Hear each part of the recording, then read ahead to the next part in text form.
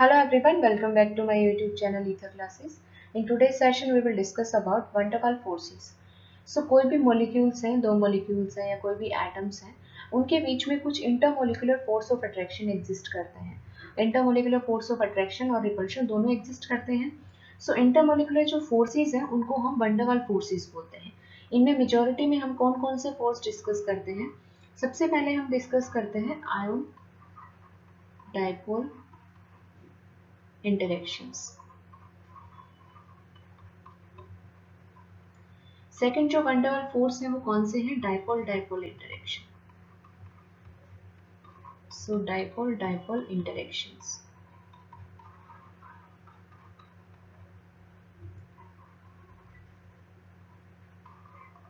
Next कौन सा है, induced dipole dipole interaction. Induced dipole dipole interaction.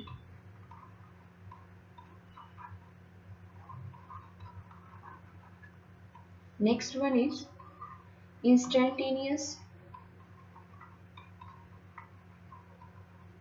Dipole induced dipole interaction.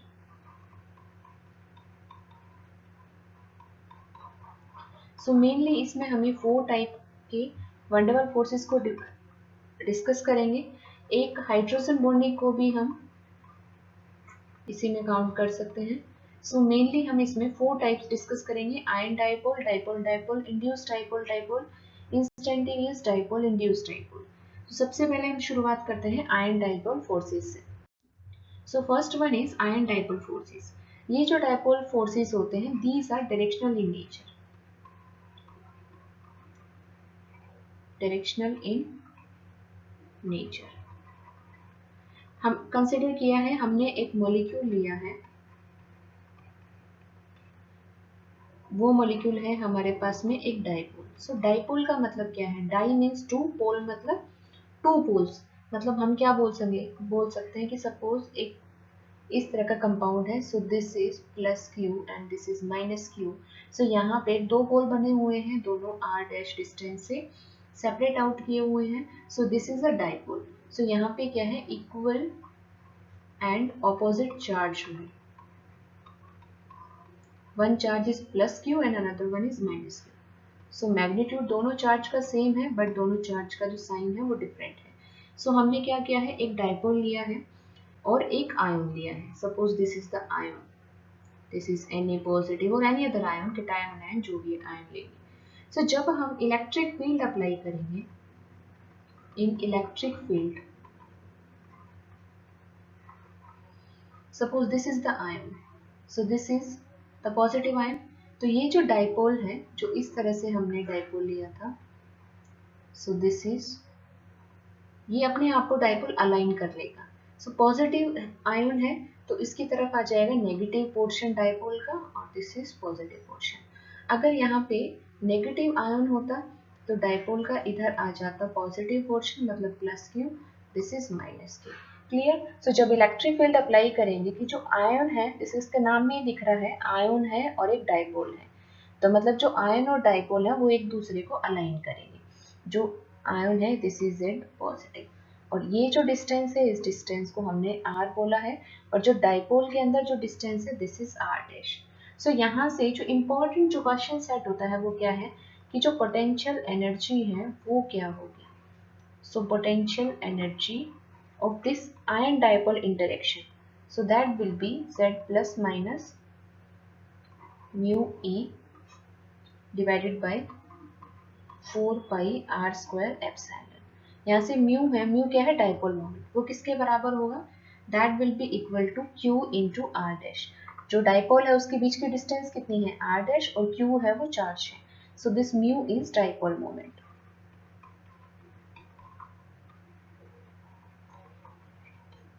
So यहाँ से हम क्या देखेंगे कि potential energy of ion dipole forces that will be inversely proportional to r square. So this is the important portion. यहीं से question set होता है. Now next is dipole dipole interactions. Dipole dipole interactions को हम बोलते हैं कीसोम forces, इनको कीसोम forces भी बोलते हैं। सो यहाँ पे नाम में ही लिखा है कि दो डायपोल है, ठीक है। सो यहाँ से ये जो इंटरेक्शंस है वो क्या होते हैं, डायरेक्शनल होते हैं।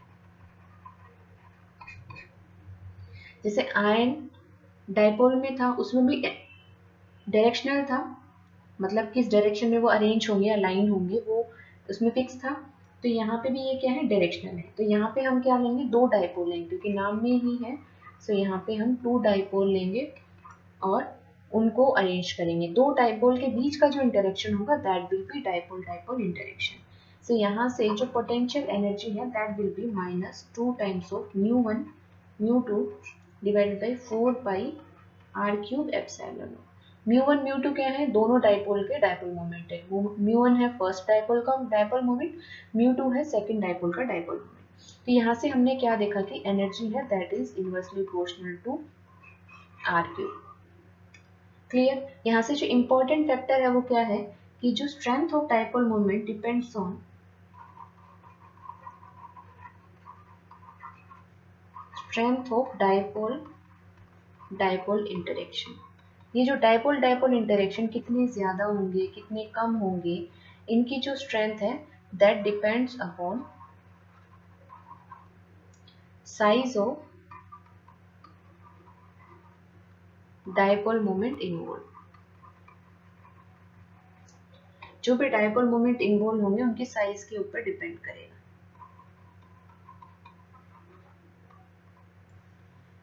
पोलैरिटी पे डिपेंड करेगा, जितनी ज्यादा पोलैरिटी होगी मॉलिक्यूल की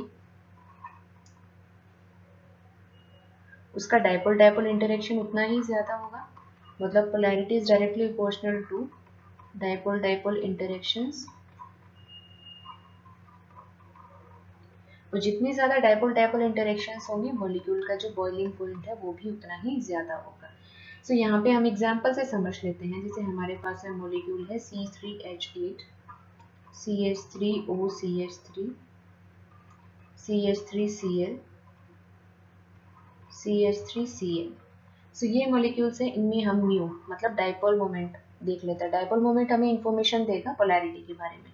सो इसका डायपोल मोमेंट है 0.1, यहाँ पे डायपोल मोमेंट है 1.3, this is 1.9 and this is 3.9। तो जितनी ज्यादा पोलैरिटी होगी उतनी ज्यादा डायपोल डायपोल इंटरेक्शंस होंगी, इतने ही ज्यादा बॉइलिंग पॉइंट होगा। सो जो बॉइलिंग पॉइंट है वो किसका सबसे ज्यादा होना चाहिए, जिसका डायपोल मोमेंट सबसे ज्यादा है। सो बॉइलिंग पॉइंट का यहाँ से अगर हम डेटा देखें, सो डेटा इस तरह से है।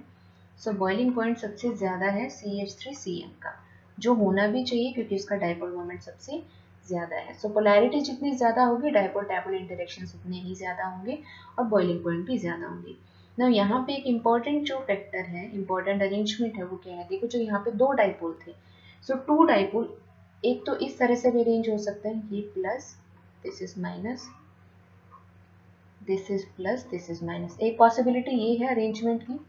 सेकेंड पॉसिबिलिटी है anti parallel, this is plus this is minus this is minus this is plus. Two dipoles है, सो इन दोनों में ज्यादा स्टेबल कौन सा होगा, सो मोर स्टेबल होगा बी। बट वो कब, जब जो मॉलिक्यूल है वो बहुत ज्यादा फैट नहीं है, मतलब बहुत बट ज्यादा मोटा नहीं है या बहुत बड़ा नहीं है। सो मोर स्टेबल होगा B when molecule is not too fat. Clear. So B arrangement है that will be more stable. Clear. So यहाँ से जो इंपॉर्टेंट फैक्टर था वो क्या था कि एनर्जी है that is inversely proportional to radius का क्यूब, और ये जो पोलैरिटी है दैट विल डिपेंड ऑन, जितनी ज्यादा पोलैरिटी होगी डायपोल डायपोल इंटरेक्शन उतना ही ज्यादा होगा और उतना ही ज्यादा बॉइलिंग पॉइंट होगा। Now moving to the third part that is dipole induced dipole interactions. So इनको हम बोलते हैं डिबाई फोर्सेस। नाउ इनमें हम क्या देखते हैं, डायपोल इंड्यूस्ड डायपोल। तो इसका क्या मतलब है, इसमें देखो हम टू केस डिस्कस करेंगे। One is ion induced dipole, कि आयन की वजह से हमने क्या किया है, आयन से एक डाइपोल को इंड्यूस किया है, और सेकंड है कि डाइपोल ने ही डाइपोल को इंड्यूस किया है।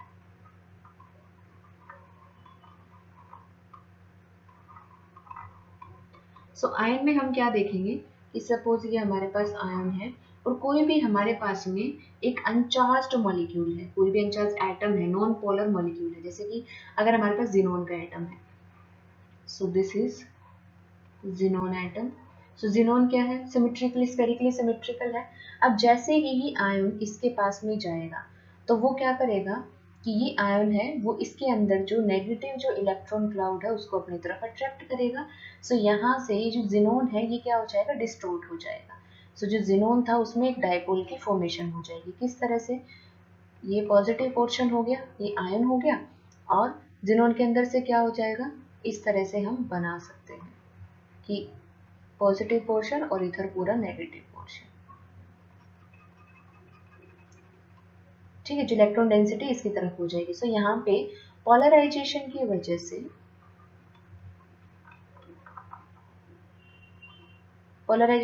हम क्या बोल सकते हैं कि यहाँ पे डाइपोल इंड्यूस हो गया। सो इसके अंदर जो एनर्जी होगी that will be equal to half of z square alpha E square r raise to power 4। यहाँ पे जो अल्फा है दैट इज पोलराइजेबिलिटी।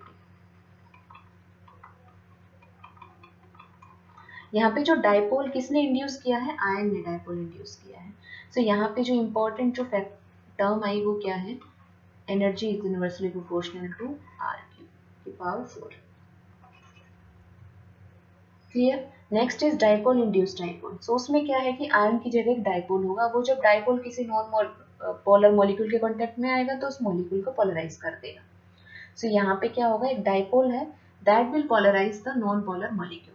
तो यहाँ पे एनर्जी क्या आ गई, energy will be equal to minus mu square alpha divided by R raise to power 6। So यहाँ पे जो एनर्जी है this is inversely proportional to R raise to power 6। Clear. ये जो डाइपोल इंड्यूस डाइपोल है ये इफेक्टिव कब है, चाहे वो आयन से इंड्यूस हुआ है या फिर डाइपोल से इंड्यूस हुआ है। So effective only at very short distances.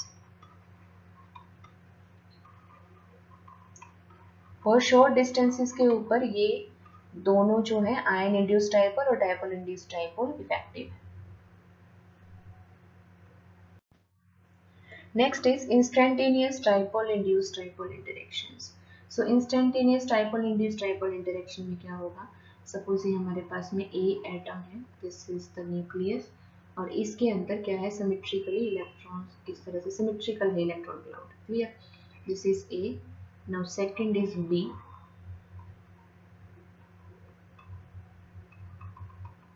Electron cloud क्या है, symmetrical. So this is B, this is atom A, this is atom B। Now जो A एटम है उसमें इंस्टेंटेनियस डाइपोल की फॉर्मेशन हुई, तो वो कैसे होगी, और जितना भी इलेक्ट्रॉन क्लाउड है वो सारा इधर शिफ्ट हो गया। Clear. So atom A with instantaneous dipole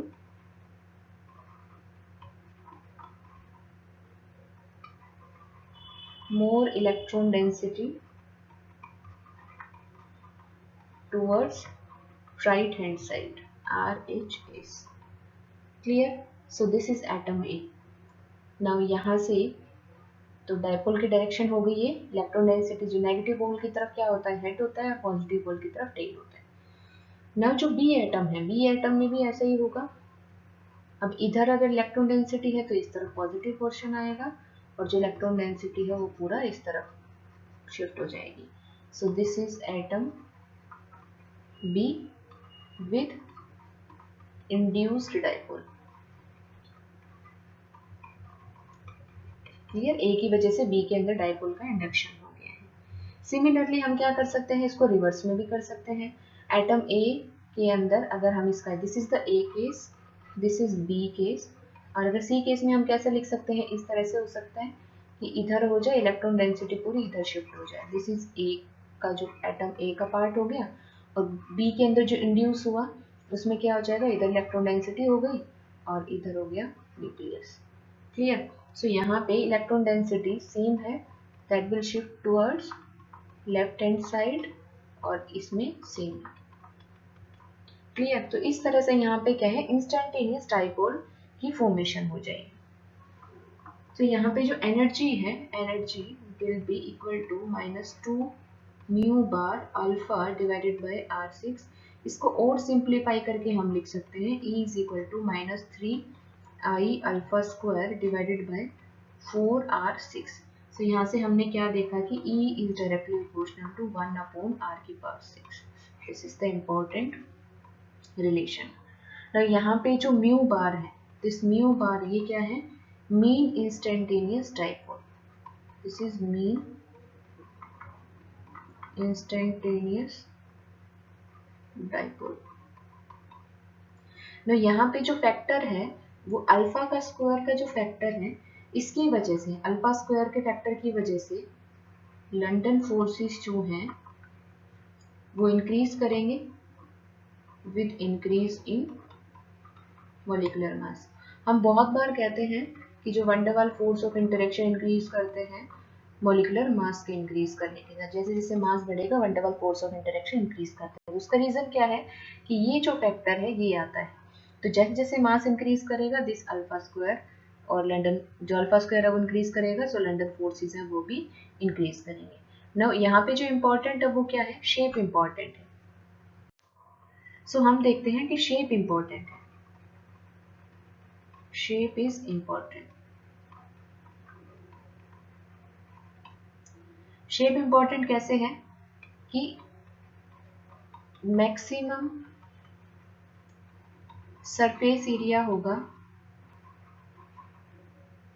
सो उससे क्या होगा, सरफेस एरिया जितना ज़्यादा होगा तो मॉलिक्यूल के बीच में मोर कांटेक्ट होगा, मोर कांटेक्ट बिटवीन मॉलिक्यूल्स। जितना ज़्यादा सरफेस एरिया उतना ही ज़्यादा कांटेक्ट, जितना ज़्यादा कांटेक्ट उतना हम बोल सकते हैं, मतलब जितना ज़्यादा कांटेक्ट इन द सेंस की इंटरेक्शन ज़्यादा है। सो यहाँ पे हम क्या बोलेंगे, मोर डिस्पर्सन फोर्सेस हो गए। इसको हम समझ सकते हैं, जैसे अगर हमारे पास में एक मॉलिक्यूल है CH3 CH2 CH2 CH2 CH3, this is an pentane, और एक है 2,3 डाइमिथाइल प्रोपेन। दोनों का मॉलिक्यूलर फॉर्मूला सेम है, बट हम देखते हैं दिस इज 2,3 डाइमिथाइल प्रोपेन। दोनों का मॉलिक्यूलर फॉर्मूला सेम है, बट अगर हम बॉइलिंग पॉइंट की बात करें, सो बॉइलिंग पॉइंट किसका ज़्यादा है, इसका सरफेस एरिया ज़्यादा है। सरफेस एरिया किसका ज़्यादा है, एन पेंटेन का। सो इसका जो बॉइलिंग पॉइंट है वो है 309.4 केल्विन, और 2,3 डाइमिथाइल प्रोपेन का जो बॉइलिंग पॉइंट है दैट इज 282.7 केल्विन। नेक्स्ट है, हम यहाँ से भी देख सकते हैं मॉलिक्यूलर मास का जो हमने बोला था कि फ्लोरीन, क्लोरीन, ब्रोमीन और आयोडीन, हम बोलते हैं top to bottom molecular mass है वो क्या करता है, इंक्रीज करता है। तो मॉलिक्यूलर मास इंक्रीज करेगा मतलब जो फोर्स ऑफ इंटरेक्शन है वो इंक्रीज, वन डे वाल फोर्स ऑफ इंटरेक्शन इंक्रीज करेंगे। जैसे जैसे वन डे वाल फोर्स ऑफ इंटरेक्शन इंक्रीज करेंगे मेल्टिंग पॉइंट इंक्रीज करेगा और बॉइलिंग पॉइंट भी इंक्रीज करेगा। क्लियर।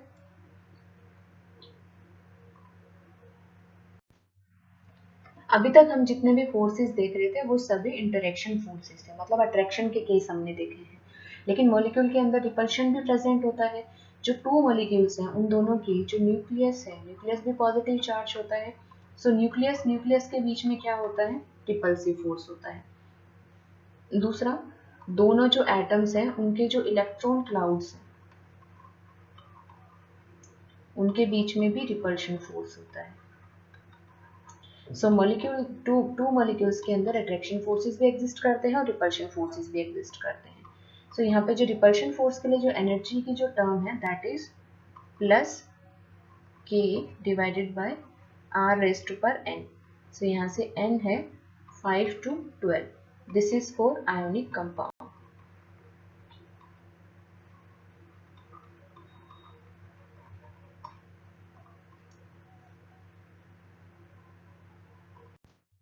ना अभी तक हमने जो भी पढ़ा है उसकी समरी देख लेते हैं। तो हमारे पास जितने भी इंटरेक्शंस हैं उन इंटरेक्शंस की स्ट्रेंथ कैसी होगी, एनर्जी और डिस्टेंस के बीच में रिलेशन कैसी होगी। तो यहाँ पे हमने इंटरेक्शंस लिखे हैं, यहाँ पे हमने स्ट्रेंथ लिखी है कि वो बहुत स्ट्रॉन्ग फोर्स ऑफ इंटरेक्शन है या वीक है या मॉडरेटली स्ट्रॉन्ग है या वेरी वीक है। और यहाँ पे डिस्टेंस और एनर्जी के बीच में जो फंक्शन है उसको देखा है।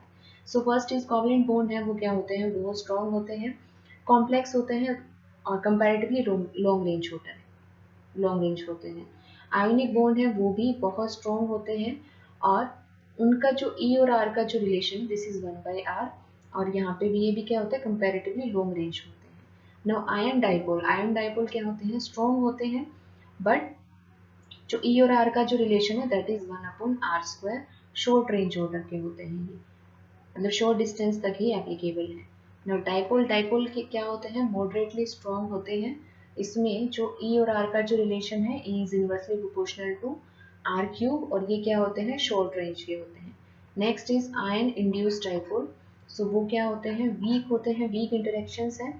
यहाँ पे जो रिलेशन है so energy is inversely proportional to r⁴। ये बहुत स्ट्रॉन्ग रेंज, बहुत शॉर्ट रेंज के होते हैं।